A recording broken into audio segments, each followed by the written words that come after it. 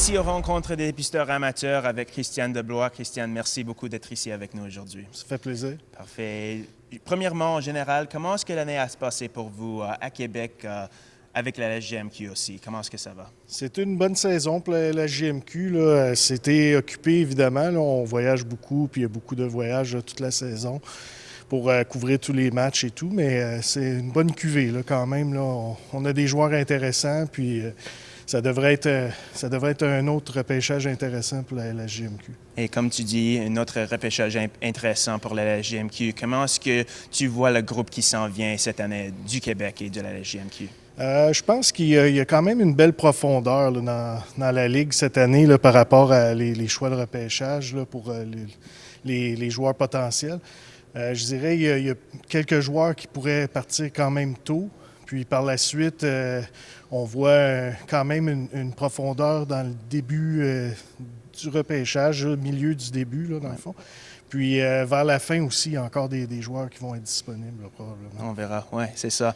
En général, une autre année des conversations ici avec le groupe, comment est-ce que ça passe jusqu'à l'instant cette année? Ça va super bien. Là. Ça, c'est toujours notre partie qui est le plus intéressante là, de notre job, c'est de se revoir puis de vraiment rentrer dans les détails puis d'avoir les discussions qui sont un petit peu plus difficiles parfois, là, mais sont importantes. Puis à ce niveau-là, je pense qu'on fait le mieux qu'on peut, tout le monde, puis ça va bien.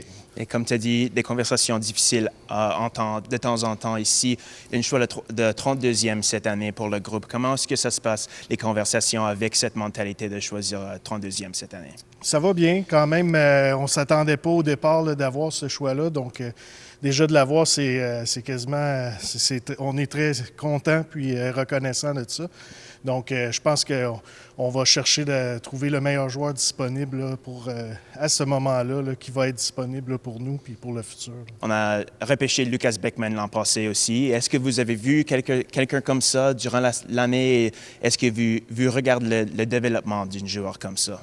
Oui, absolument. Bien, Lucas, on l'a suivi toute l'année. Même chose pour d'autres joueurs là, qu'on a repêchés, là, comme Wallenius aussi, qui joue à Moncton.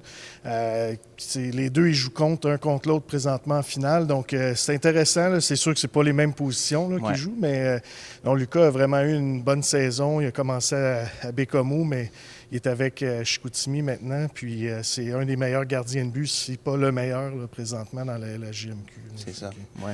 Mais sa progression est excellente à date. Puis, je pense qu'il y a beaucoup de potentiel là, pour l'avenir. C'est ça, oui, c'est bon. Et en général, pour les dépisteurs et pour vous individuellement, c'est quoi la prochaine étape? Il y a la combine qui s'en vient dans quelques semaines, mais c'est quoi la prochaine étape après les rencontres ici pour le groupe? Donc, après les rencontres ici, là, je dirais, c'est finaliser, revoir notre liste finale qu'on fait ici. Puis aussi, tu sais, de finaliser les entrevues, de prendre l'information avec les agents, les familles de pension, les coachs, les gérants des équipes, tout ça. Fait que c'est d'avoir le plus d'informations possible pour arriver là, au combine le mieux préparé possible, puis pour le repêchage par la suite. Puis on va se rencontrer à nouveau là, la semaine du repêchage ici à Canada. Là. C'est bon, c'est parfait. Ouais, merci beaucoup pour le temps et bonne chance pour tout ce qui s'en vient. Merci beaucoup. Là.